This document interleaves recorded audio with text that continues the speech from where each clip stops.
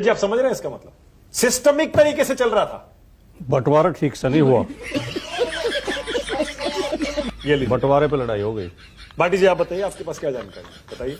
नहीं मैं आपने तो सबसे पहले समाजवादी पार्टी नहीं उठाया, तो बताइए।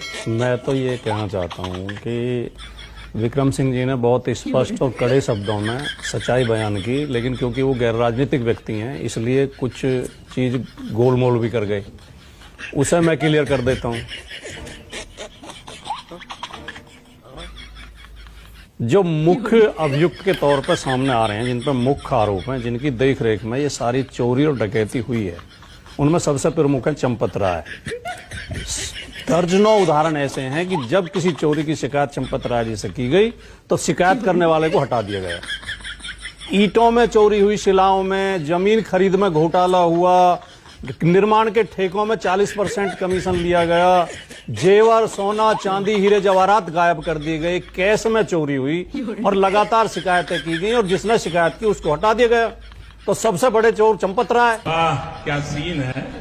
चंपत राय कौन है? विश्व हिंदू परिषद के आदमी है। मैं नहीं मानता। दूसरे अनिल मिश्रा कौन है? विश्व हिंदू परिषद के आदमी है। गोपाल राव कौन है? विश्व हिंदू परिषद के आदमी है।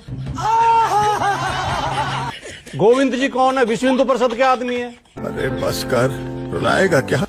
ये चार मुख्य संदेह है इनके ऊपर, और विश्व हिंदू परिषद का आदमी बैठ के आपके शो में कह रहा है भाई इस पर राजनीति मत करो।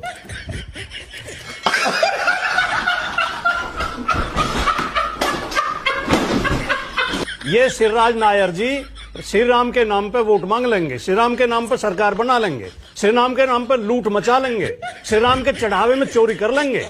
विपक्षी पार्टी इसका मसला ना उठाएं, वो राजनीति हो जाएगी। मजा आया, और मैं ये जो मजा है हिंदुस्तान के हर व्यक्ति को देना चाहता हूं।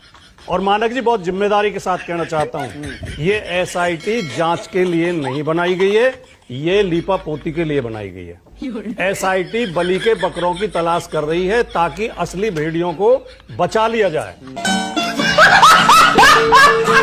एसआईटी टिन्नू यादव जैसे ड्राइवर, चौकीदार, चपरासी 2-4 को फंसा के असली भेड़ियों को बचा लेगी। टिन्नू यादव दोषी है या नहीं? और जिस तरह टिन्नू यादव भी दोषी है, टिन्नू यादव 5 करोड़ की कोठी बना ली। अयोध्या में पहली ऐसी कोठी बनी है जिसमें लिफ्ट लगी हुई है। एक ड्राइवर जिसे 12,000 रुपए सैलरी मिलती थी, उसने कहां से बना ली? इनकी आंखें फूटी हुई हैं क्या, जो आज नैतिकता की बात कर रहे हैं बैठ के, और जो दूसरों को उपदेश दे रहे हैं? मतलब मुझे तो वो याद आता है कि अपील भी तुम, दलील भी तुम, गवाह भी तुम, वकील भी तुम, जिसे भी चाहो हराम कह दो, जिसे भी चाहो हलाल कर दो।